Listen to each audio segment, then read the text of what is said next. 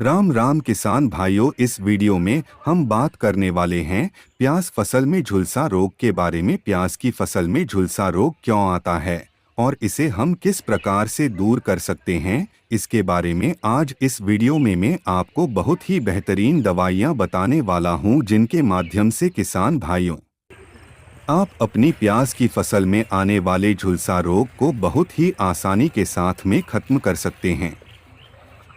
किसान भाइयों, प्याज की फसल में अगर एक बार झुलसा रोग आ जाता है तो उसे प्याज की पैदावार आधी हो जाती है, मतलब 50% पैदावार कम हो जाती है।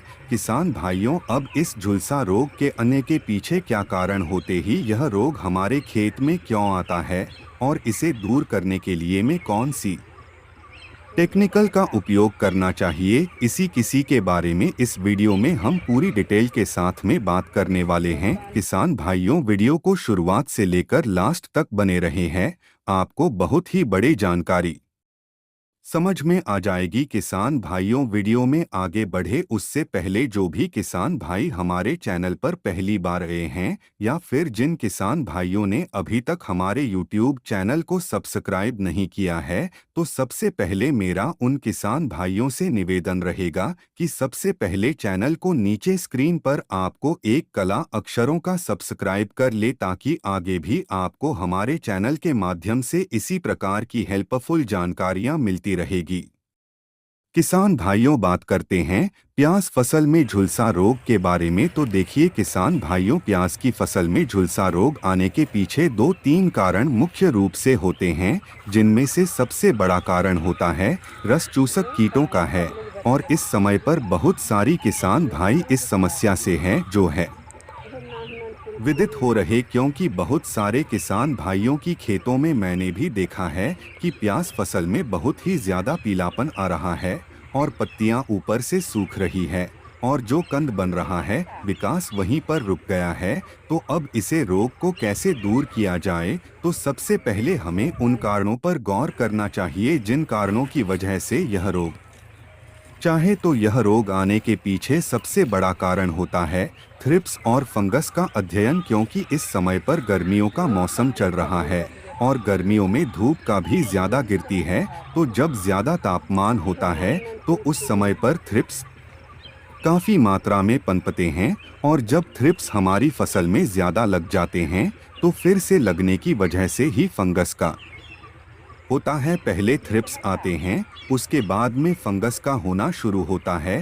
तो ऐसी स्थिति में प्याज में पीलापन आता है और प्याज झुलसा रोग का शिकार हो जाता है। तो अब बात आती है कि इस रोग को दूर करने के लिए में कौन सी दवाइयों का उपयोग करना चाहिए। लेकिन किसान भाइयों, यह रोग भी खतरनाक हेतु, तो इस रोग की रोकथाम के लिए हमें दवाइयों का उपयोग ही करना पड़ेगा, मतलब जो सिस्टमेटिक और कॉन्टैक्ट दोनों ही प्रकार की दवाइयां थी उनका उपयोग हमें करना पड़ेगा। तो देगी किसान भाइयों, यहाँ पर आप कई प्रकार के टेक्निकल आपको मार्केट में मिल जाती हैं, लेकिन हमें वही टेक्निकल यूज में लेना चाहिए जो हमारे जो में रिजल्ट दे पाए। तो सबसे पहले नंबर पर हम बात करेंगे कि न सके तो देगी कीटनाशक के रूप में आप सिंजेंटा कंपनी की अलीका का उपयोग करें, क्योंकि अलीका में 2 टेक्निकल पाए जाते हैं।